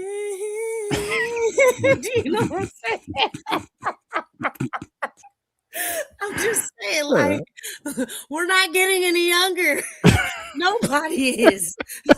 Win now, Pelicans. Win. Get in the playoffs, Brother Mosley. Get in the playoffs. Get this team in the playoffs. That's all I gotta say. All right, appreciate you, Lex, on that. And before DC gives his 2 cents, I just wanted to add to the faithful because I was looking up a way that they would describe what Coach Mosley's good at in terms of his defense. So I was looking, for terminology for them to describe the defensive philosophy of Jamahl Mosley. And what it gave me back was Jamahl Mosley's defensive philosophy relies on high wire disruption, physical intimidation, and a pack line mentality. He structures his teams to completely dictate the flow of the game by forcing opposing offenses out of their comfort zones. Then it listed it in 5 ways that he does it. What they call control, chaos, and disruption. Mosley builds systems around creating havoc. Rather than playing a passive containment style, his players actively roam, jump passing lanes, and execute synchronized, quote, switch to blitz, end quote, traps to corner ball handlers. The goal is to maximize deflections and force live ball turnovers that feed directly into the fast break offense. You turn you over into transition points. Number 2, shrinking the floor. In half court sets, Mosley instructs his players to wall off the paint. He heavily emphasizes loading up the, quote, strong side box, end quote, in elbows, meaning his teams crowd the driver with multiple help defenders. Weak side defenders are required to zone the backside, forcing opponents away from the rim and into highly contested, lower percentage perimeter shots. The third way he does it, he weaponizes in length and youth. Mosley's schemes require relentless energy and physical size. In Orlando, he obsessed over utilizing overwhelming vertical length and athleticism to pester ball handlers for 94 feet of the court. He demands a high level of physical conditioning, believing younger and athletic players should use their legs to press without saving energy. His fourth sticking point, answers to the test, preparation. In the locker room, his philosophy centers on meticulous film study. Mosley refers to scouting reports as, quote, the answers to the test, end quote, expecting his players to display flawless pattern recognition of individual opponent tendency. That's something we simply do not do here. The Pelicans might be studying, these reports, the scouting reports, but they most certainly, as a team, are not implementing them consistently to make a difference. Number 5, the over communication, right? Over communication. Mosley calls for a, quote, talkative, high level communication team. Wow, end quote. Because his system requires rapid help and recover rotations. A breakdown in voice communication completely tanks the scheme. Every player on the floor must vocalize screens and switches ahead of time. Okay, so this is all stuff, fam. DC Lex, this is stuff that we deal with all the time that fails incessantly with the Pelicans on defense. What do you guys think about this? I mean, I think it's awesome because it kind of quantifies everything that's wrong with our defense. Like he apparently does well, focuses on. But hearing that last part, man, it just brings me back to, the whole thing that's got me thinking about this. 2 components to the Mosley hiring is, what do we do with the players and the staff who they bring in? And I say the players because you must vocalize screens. Man, they have a problem communicating. And since we had this group, they've always had a problem communicating that on defense. That's always been an issue. So it's like, man, we're going to probably have some different players as the start lineup. I don't see how it could possibly just be the same, or we doing this running back shit. It can't happen. I was already thinking that, and then everything you just read just kind of reinforced it for me even more so. So that's the main thing that jumped out to me, man. Is who is Mosley going to bring in to kind of lay the foundation for this, specifically defensively? You know what I'm saying?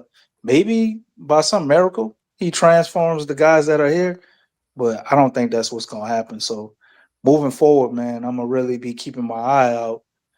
You actually might have to listen to the trade rumors because I think a shakeup is coming as far as our players. Don't know who. Everybody probably has their own philosophies on how that might go, but nonetheless, hearing that kind of reassures me the Pelicans will definitely have a good defense next year.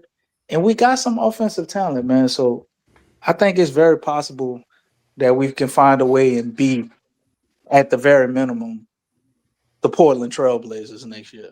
So I think the next season we have, in some form or fashion, will definitely be a success. But it's kind of hard to not be successful when you coming from 26 wins, right? Right. Yeah, it's going to be interesting, man, because that's basically what the information, like a lot of this stuff here, is stuff the Pelicans are extremely weak on from a defensive standpoint. And you got a point, DC. I mean, to play that kind of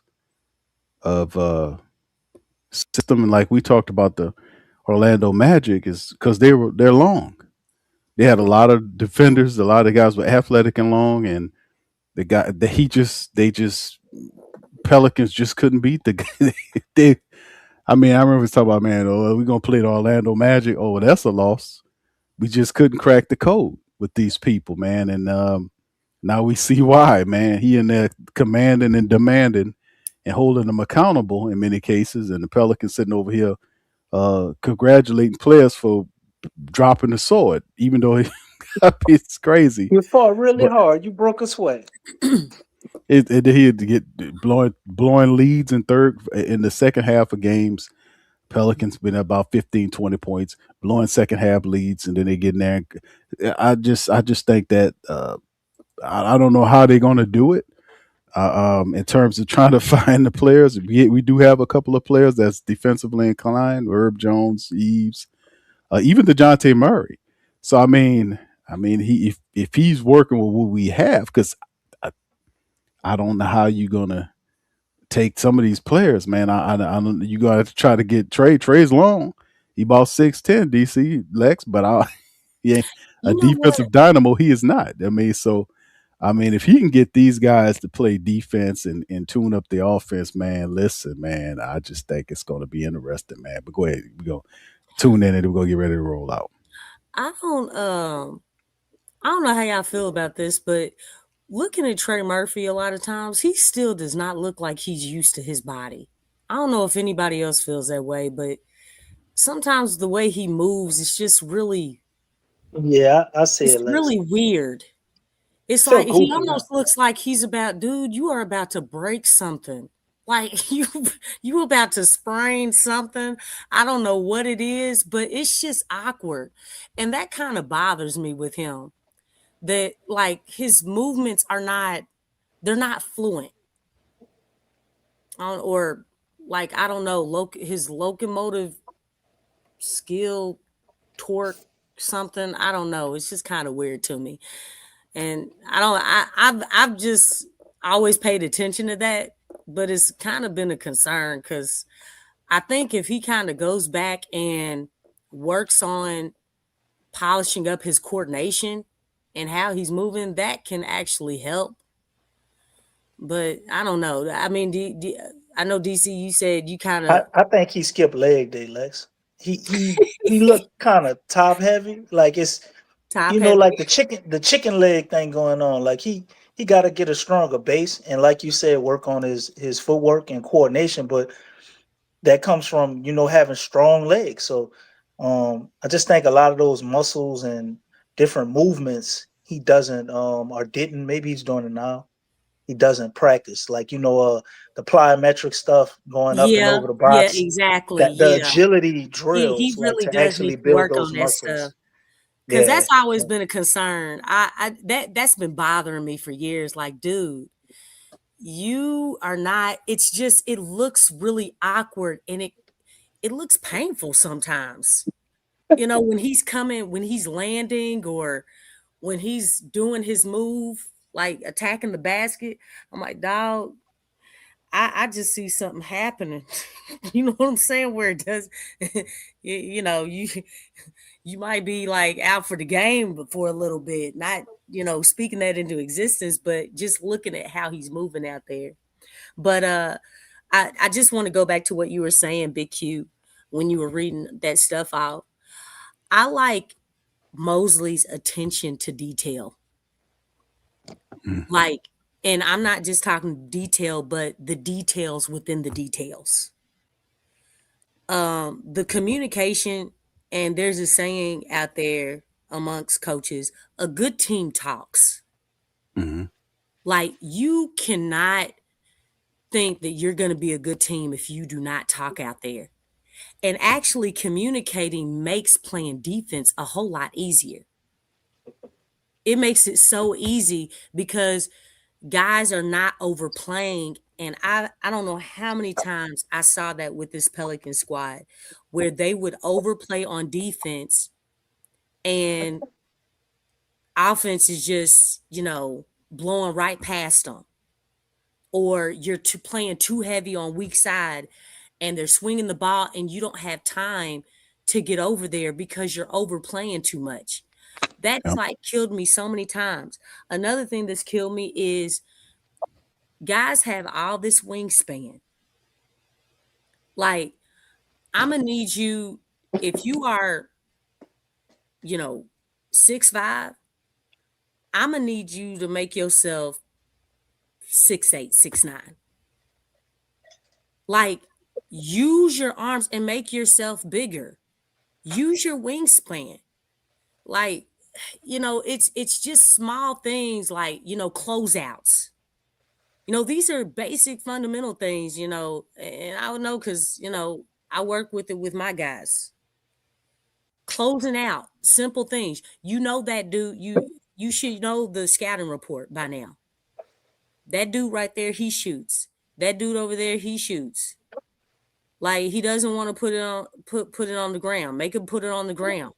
When you do close out, stop jumping.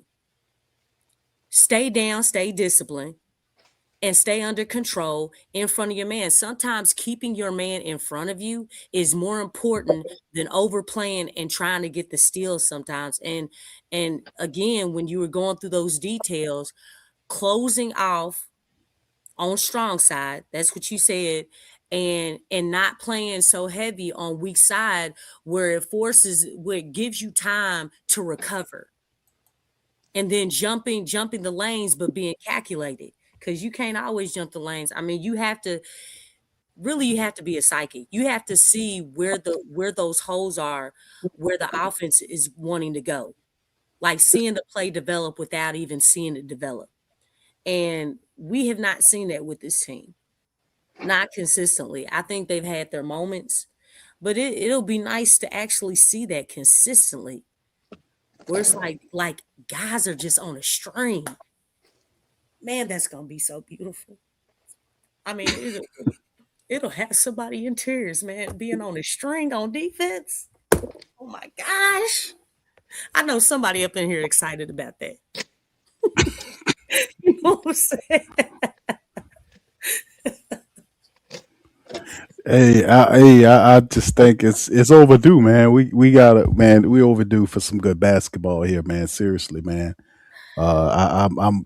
We've waited enough, man. We have to get there this year, man. And like I said, these Trey Murphy and Zion Williamson, they're hitting them prime years, man. We got to see. But DC, what are your thoughts, bro? Hey, go Pels, man. I ain't got nothing else. Think it's all been covered from our standpoint. Happy about the signing. Just looking forward to see what's next. Results. The next steps are really going to define, whether this is something that can really be what we're expecting it to be, or the Pelicans win enough to make people buy tickets. I think they have made every mistake humanly possible, man. I think that's what I think. You know what? They really have, man. I was like, want, but you hit it right on the knob, Big I'm just being honest with you. I mean, it's like keeping a tally, of everything they've done not just over. I'm talking prior to the 7 years. When just saying the stuff over and over again about the wrong coaching hires. Yeah. I'm hoping that they have more of an expanded coaching hire. They do not. They don't talk to Billy Donovan. They don't talk to Coach Bud. They don't talk to Coach Thibodeau. They're none of these guys. They kept it to a certain group of people. A lot of them they're inexperienced. Darvin Ham, a couple of years coaching. The most experienced of those guys was a 5-year coaching uh, head coach in Mosley, who they've been keeping tabs on all year long. He's not a buddy hire because he's outside of that privy, so we give him so credit on that. Outside of, because we know how the New Orleans Pelicans and New Orleans Saints do. They're a family-centered organization that like to hire their buddies and friends to do stuff, but they didn't. No family. Right. So they hired Mosley outside of that. So that's respectable. He does fit all of the needs insofar as the defensive mindset that Joe Dumars wants. So that's a plus. He is serious about what he does. He don't kiss no tail. He's not one of these guys that's going to be like a Borrego or a Willie Green. He's meticulous. And like I said, I just think they made every mistake that you possibly can as an organization, and literally pissed off the fan base, the family base for years with suspect movements, bad coaching hires, not developing players that they draft, and they got a guy that actually is really good at doing that now. He's got a coach that actually might be able to develop Zion and Trey on the other side of their games. Maybe be able to do something with a shooter in Jordan Hawkins, who's willing, but just whatever case. Do something with Derek Queen. I mean, you got to have shooters. So the Pelicans spent draft picks getting these players, but didn't Atlanta teach us a lesson? A lot of the players that we drafted that supposed to help us get to the playoffs were helping the Hawks and other teams win games in the playoffs. They've gone on to be successful too. See, and, but they have a system. They went to some structure.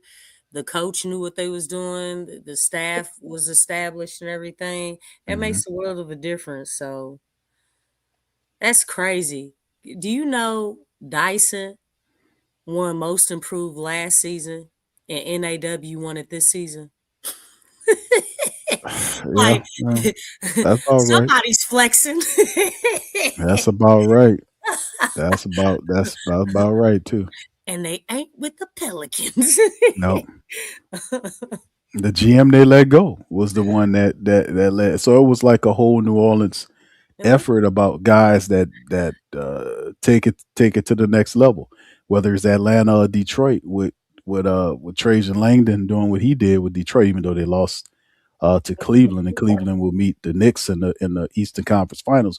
But still, that's a wonderful turnaround that he did with Detroit in just the amount of time. Same with Bryson Graham, and Bryson Graham did so well that he earned another job with the Bulls. So that just goes to show you what we dealing with. And Trajan, he doing his thing over there, boy. Yeah. So that's what I'm saying. The resources that we have, it's just was misused inside of the building. Like I said, they made every bad choice that they could possibly make. Bad financial decisions, just bad decisions all around, man. But it's crazy. I know some people like, man, like even with Dyson, a lot of people thought like his numbers are still the same. Like, look, even if his numbers are the same, if you're watching the game, you can see that there's a difference. Mm-hmm. You can see it. It's not all about the numbers. It's about the way the game is being played. That's why I don't consider myself into analytics. Like there's something that you cannot measure. That's will, that's heart, that's the energy that you put out on the floor, the conviction that you play with. That stuff, you can't measure that stuff. When you get out on the floor and there's a certain feel and a vibe about the game and you're going with that feeling, hey man, it's not always about the numbers. We've seen many a times where guys can affect the game just by their energy out on the floor, their hustle. Like, and they don't have a lot of points. They're not, but they're getting after it. They're causing havoc. They're disrupting the other team. Like that's what's called winning plays. Winning plays is not equivalent to stats all the time. It's about the impact. And so when you're looking at that impact, like that's what you have to look at. And I said, look, Dyson actually became a legitimate starter before Trey Murphy did for the Pelicans. And when Dyson was with the Pelicans, he was coming off the bench consistently. That's still crazy just thinking about that. You know what I'm saying? Because Trey was coming off the bench, because guys were hurt. But, I'm happy for, those guys, they were freed and, they got their, you know what I'm saying? Elsewhere, hey, even Jackson Hayes. That's right. Jackson got lessons. You can't even knock it. No, yeah, that's true. Yeah, I mean, that's what you want for players, but you got to know how to do it, regardless of how we feel about them. On a personal level, they've gone and done their thing. Trajan really did his thing, though, boy. Yeah, that's just crazy. Yeah, these guys did. Like I said, man, they were, and they wasn't held back. Those guys, they were able to step up and handle business in their individual environments. And now I think the excuses are ran out on the Pelicans, man. I mean, Joe Dumars takes over. That was I appreciated the hire, getting a credentialed VP. He made the move today to get his own coach. So this is the first step. Does it match what he's saying? That's the next question. It does match. Can he get the team to that next level? There might be some moves the Pelicans have to make to do that. It'll be interesting to see what they do and how they move. But that we have all season long, man, to kind of go over that thing and find out how this is going to work, man. So we'll have to see. So with that being said, man, shout out to everybody for being in the building. We appreciate y'all, man, for hanging out with us late. Do us a service by hitting that like button, man. Hit that like button. If you're not a sub up, man. Hit the subscribe button and share button as well. Share it with the rest of the faithful in here, man. A new era of basketball has approached us as Jamahl Mosley takes over your New Orleans Pelicans.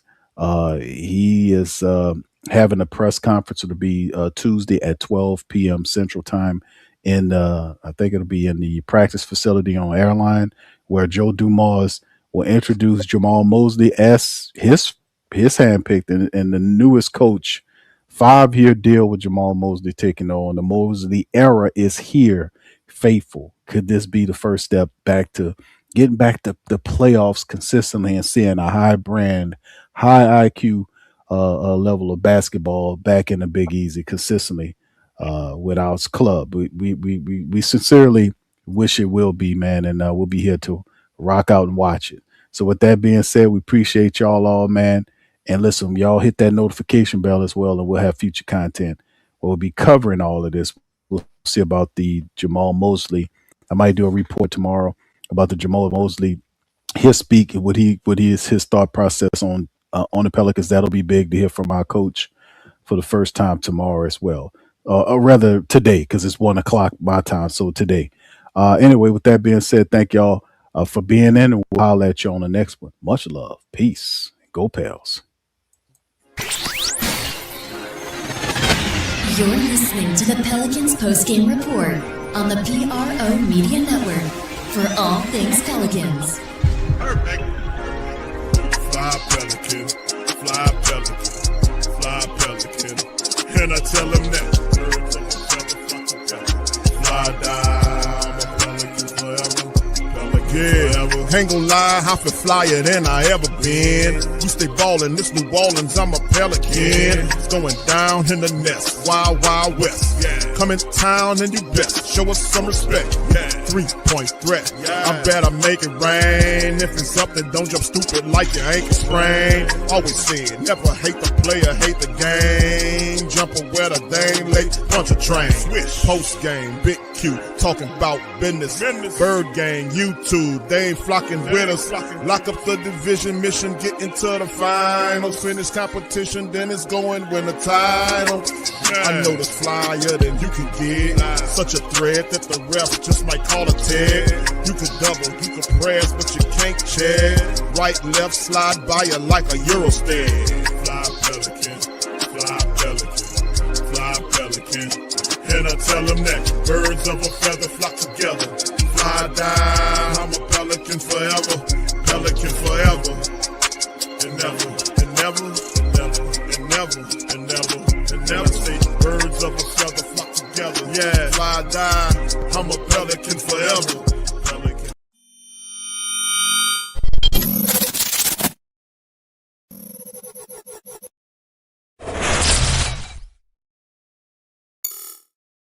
Hey, New Orleans! Whether you're catching up on Saints news at Jackson Square, checking Pelican scores in the Garden District, or staying updated on LSU while grabbing coffee in the French Quarter, there's one place that keeps you connected to everything that matters in our city. From Bourbon Street to the Superdome, from Preservation Hall to the Riverfront, New Orleanians are staying in the know with thewhodatdaily.com. Your daily source for Saints, Pelicans, LSU, and all the sports, music, and culture that makes our city special. At work downtown, at a game in the Dome, or just relaxing by the Mississippi, wherever life takes you in the Big Easy, you can stay connected. Because when you're from New Orleans, you don't just live here. You stay in the NO. That's stay in the know. Visit thewhodatdaily.com and never miss what matters most to Who Dat Nation. Welcome to the Pro Shop, where we create authentic, NOLA-inspired clothing for men, women, and children. From Saints jerseys to Pelicans gear, everything's crafted right here in New Orleans. Whether you're shopping the Pro Shop, the Pel Shop, or the Pro Shop Kids, we've got your whole family covered with genuine merchandise that represents our city's spirit. Check for links in the description section below or in the chat.